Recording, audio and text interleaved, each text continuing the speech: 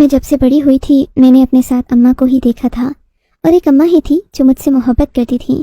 باقی سب لوگ تو مجھے نفرت اور حقارت بھری نظروں سے دیکھتے تھے۔ میں آج تک یہ نہیں سمجھ پائی تھی کہ آخر میں سب کو اتنی بری کیوں لگتی ہوں، حالانکہ میں تو ہر ایک سے ہنس کر مسکرا کر بات کرتی، بڑوں کی عزت کرتی اور کبھی بھی کسی سے بدتمیزی یا بد اخلاقی سے پیش نہیں آئی۔ پر میری اماں مجھے اچھے سے پیش آتی تھیں۔ وہ مجھ سے ہمیشہ محبت بھری باتیں کرتی اور کہتی، بیٹی تو اس رویے سے پریشان نہ ہوا کر، میں جانتی ہوں تو ایک پاک روح اور نیک روح کی مالک ہے، اس سے کیا فرق پڑتا ہے کہ لوگ تیرے بارے میں کیا سوچتے ہیں۔ پر یہاں بات لوگوں کی نہیں تھی۔ جیسے جیسے میں بڑی ہوتی گئی مجھے لگا کہ ابا بھی مجھ سے بات کرنا پسند نہیں کرتے۔ ایک رات اماں گھر پر نہیں تھیں، وہ اپنے کسی رشتہ دار سے ملنے گئی تھیں کیونکہ وہاں فوت کی ہو گئی تھی، کے لیے گئی تھیں۔ مجھے بہت ڈر لگ رہا تھا، میں اپنے کمرے میں اکیلی تھی، ایسا لگتا تھا جیسے ابھی کوئی آ جائے گا۔ تبھی گھر کے دروازے پر دستک ہوئی، میں نے ڈرتے ڈرتے دروازہ کھولا، سامنے ابا کھڑے تھے۔ میں نے سکھ کا سانس لیا، مجھے لگا کہ جیسے اب میرا محافظ آ گیا ہے، پر ابا کی نظریں عجیب سی تھیں، جیسے وہ مجھ سے نفرت کرتے ہوں۔ مجھ سے انہوں نے پانی کبھی نہیں پوچھا، حالانکہ جب ابا گھر آتے تو وہ اماں سے یہی کہتے کہ مجھے ٹھنڈا پانی لا کر دو، پر آج ابا نے مجھے سلام تک نہ کیا، نہ ہی مجھے پانی کا کہا۔ میں خود ہی ابا کے پیچھے پیچھے ان کے کمرے میں ٹھنڈا پانی لے کر چلی گئی۔ ابا نے پانی کا گلاس لیتے ہوئے مجھ پر گہری نظر ڈالی اور پھر گراتے ہوئے بولے، اب یہاں مجھے دیکھ کیا رہی ہو، اپنے کمرے میں جاؤ نا۔ ابا کا یہ سرد رویہ دیکھ کر میری آنکھوں میں آنسو آ گئے، مگر آج میں نے سوچ لیا تھا کہ ابا کی نفرت کا جواب ضرور دوں گی، یوں ہی ڈرتی نہیں رہوں گی۔ ہمت کر کے جواب دیا، ابا مجھے کمرے میں ڈر لگ رہا ہے، اماں بھی گھر پر نہیں ہیں، میں یہاں بیٹھ جاؤں۔ میری بات سنتے ہی ابا کے چہرے پر غصے بھری لالی چھا گئی اور بولے، میں نے تمہیں لاکھ بار سمجھایا ہے، جب اپنی ماں گھر پر نہ ہوا کرے تو تم بھی میرے کمرے میں نہ آیا کرو، کیا تمہیں یہ بات سمجھ نہیں آتی؟ ابا نے اس قدر غرا کر یہ بات کہی تھی کہ میں کانپ اٹھی تھی، بلکہ شاید گھر کے در و دیوار بھی کانپ اٹھے ہوں۔ اپنی بیٹی سے اتنا سخت رویہ میں نے آج تک کسی باپ کا نہیں دیکھا تھا۔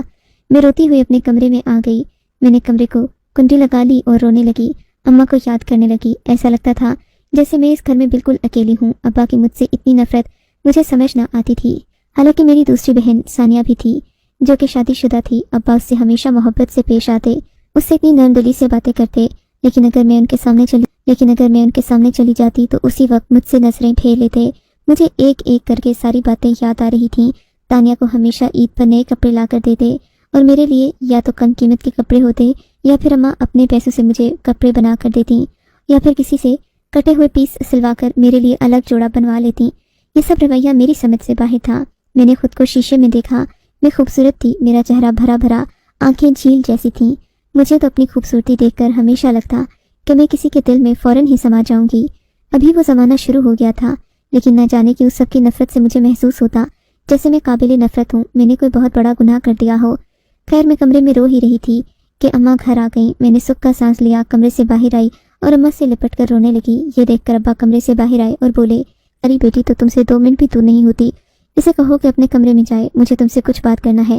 یہ کہہ کر ابا نے مجھے ایک بار پھر نفرت بھری نظر ڈالی اور کمرے میں جانے پر مجبور کر دیا۔ اب مجھے ڈر نہیں لگ رہا تھا کیونکہ اماں تھوڑی دیر بعد ضرور میرے پاس ہی آتی۔ میں اپنے کمرے میں چلی گئی، جبکہ اماں ابا کے پاس گئیں۔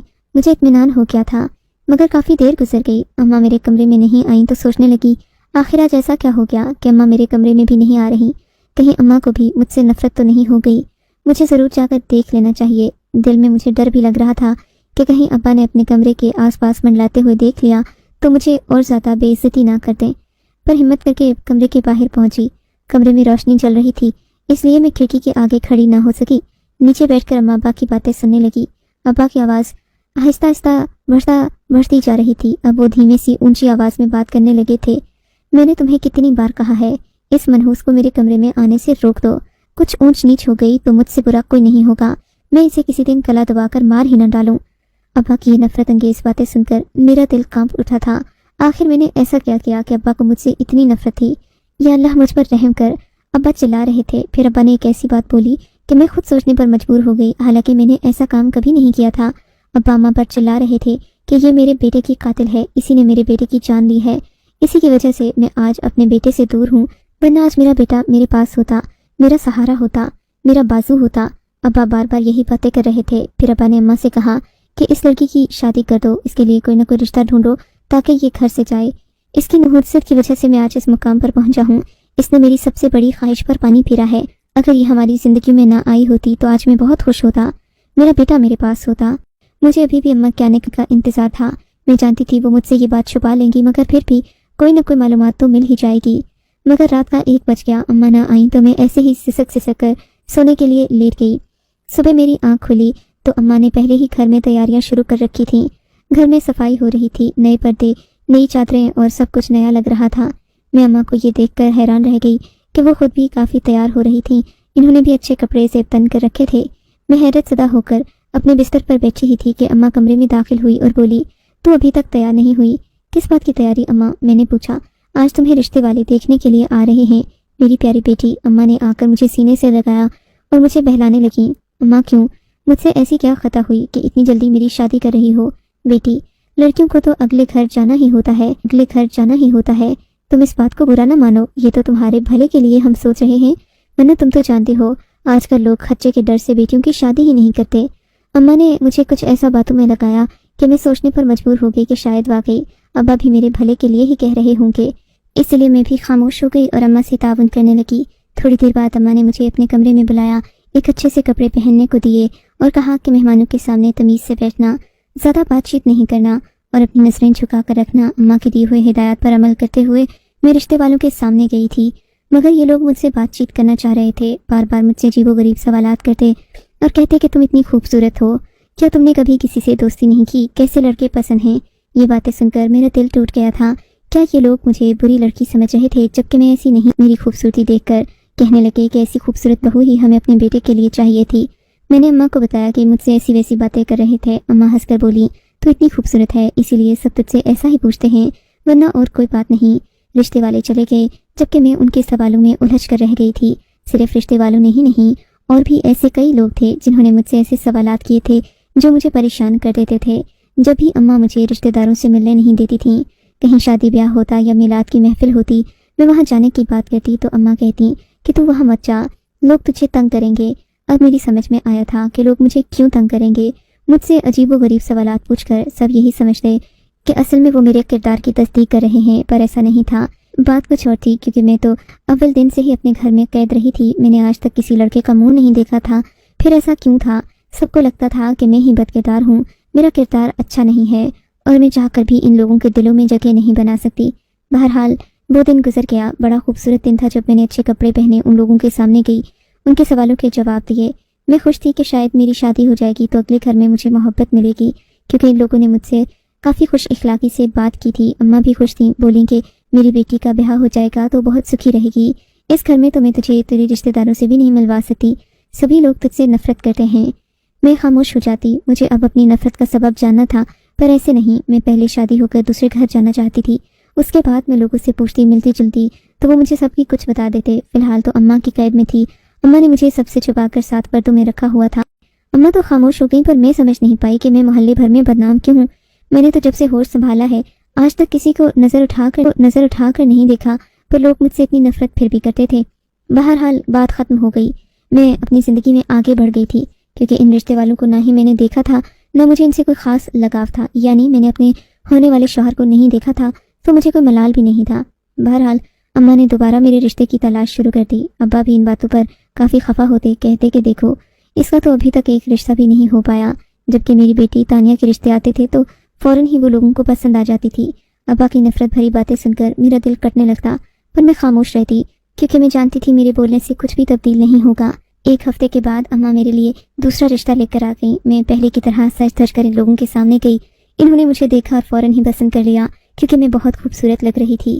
میں نے سفید رنگ کا لباس پہنا تھا جس میں میرا کی طرح کھلا ہوا تھا۔ مجھے اس عورت نے فوراً ہی گلے سے لگایا اور بولی، یہی میری بہو بنے گی، میں نے تو ایسی ہی لڑکی کی خواب دیکھے تھے، ماشاءاللہ آپ کی بیٹی بہت شریف لگتی ہے۔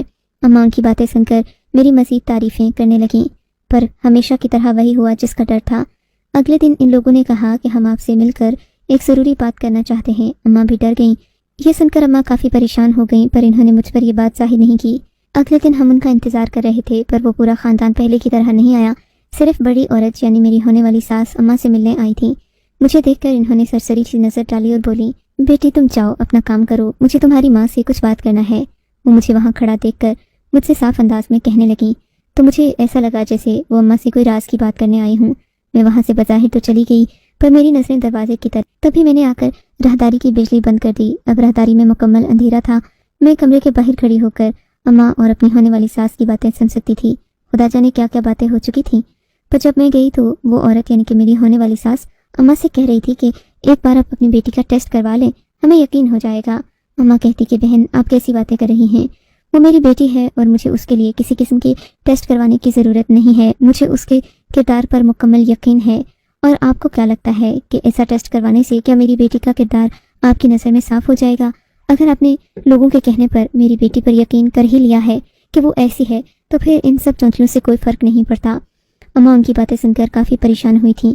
وہ عورت اماں سے معذرت کرنے لگی، بولی کہ آپ میری بات کا برا نہیں مانیے گا، لیکن آپ کی بیٹی کے بارے میں یہ سب جاننا ضروری ہے۔ اگر رشتہ کرنے سے پہلے آپ یہ ٹیسٹ کر لیں تو بہت اچھا ہو جائے گا۔ یہ بات اس عورت نے اماں کو بولی اور پھر وہ چلی گئی۔ ان کے جانے کے بعد میں نے اماں سے پوچھا کہ یہ کیا بات کر رہی تھیں۔ اماں مجھ سے بات چھپانے لگی۔ بیٹی کوئی بات نہیں تھی، وہ ویسے ہی بلا وجہ کے شک کر رہی تھیں۔ میری بیٹی کو رشتوں کی کمی نہیں ہے، میں تمہارے لیے اچھے سے اچھا لڑکا ڈھونڈوں گی، تم بالکل پریشان نہ ہو۔ اماں کی بات سن کر میرا دل ہلکا ہو گیا تھا، پر میں جاننا چاہتی تھی کہ آخر سب لوگ میرے بارے میں ایسا شک کیوں کرتے ہیں؟ کیا کسی کو بھی میرے کردار پر یقین نہیں ہے؟ اور اگر نہیں یقین تو کیوں نہیں ہے؟ یہ بات مجھے ستا رہی تھی۔ بالآخر میں نے سوچ لیا کہ میں خود ہی ہسپتال جا کر اپنا ٹیسٹ ضرور کرواؤں گی۔ میں پوچھوں گی کہ آخر میرے ساتھ ایسا کیوں ہو رہا ہے۔ اگلے دن میں نے اماں سے کوئی بات نہیں کی۔ میں سیدھا ہسپتال کے لیے گھر سے نکلی اور آدھے ہی گھنٹے میں وہاں پہنچ گیا تھا کہ میں کس قسم کا ٹیسٹ کرواؤں۔ پھر میں نے ایک نارمل ڈاکٹر سے ملنے کا فیصلہ کیا۔ مجھے تھوڑی دیر کے بعد اپوائنٹمنٹ مل گئی تھی۔ سرکاری ہسپتال تھا، زیادہ پیسہ بھی نہیں لگا، 50 روپے میں مجھے پرچی مل گئی۔ میں ڈاکٹر کے سامنے گئی۔ ڈاکٹر نے مجھ سے پوچھا کہ کیا تکلیف ہے۔ میں نے کہا کہ میرے رشتے کے لیے جب بھی کوئی آتا ہے تو اماں سے کہتے ہیں کہ اس کا ٹیسٹ کرواؤ، سبھی کو لگتا ہے کہ میں بد کردار ہوں، میرا کردار اچھا نہیں، آپ مجھے بتائیے مجھ میں کیا بیماری ہے۔ میری بات سن کر ڈاکٹر ہنس پڑی، بولی کہ بیٹی تم بہت ہی معصوم لگتی ہو، تم اپنی ماں کو لے کر آؤ، تمہاری ماں سے ملے بغیر میں ایسا کوئی ٹیسٹ نہیں کر سکتی۔ میں اسی دن اماں کے پاس آئی، ان کو ساری کہانی سنا دی۔ اماں نے سر پکڑ لیا اور بولی بیٹی تجھے کس نے کہا تھا کہ تو ڈاکٹر کے پاس جا کر یہ بات کرے؟ ایک بار مجھ سے تو پوچھ لیا ہوتا کہ ان ساری باتوں کے پیچھے حقیقت کیا ہے۔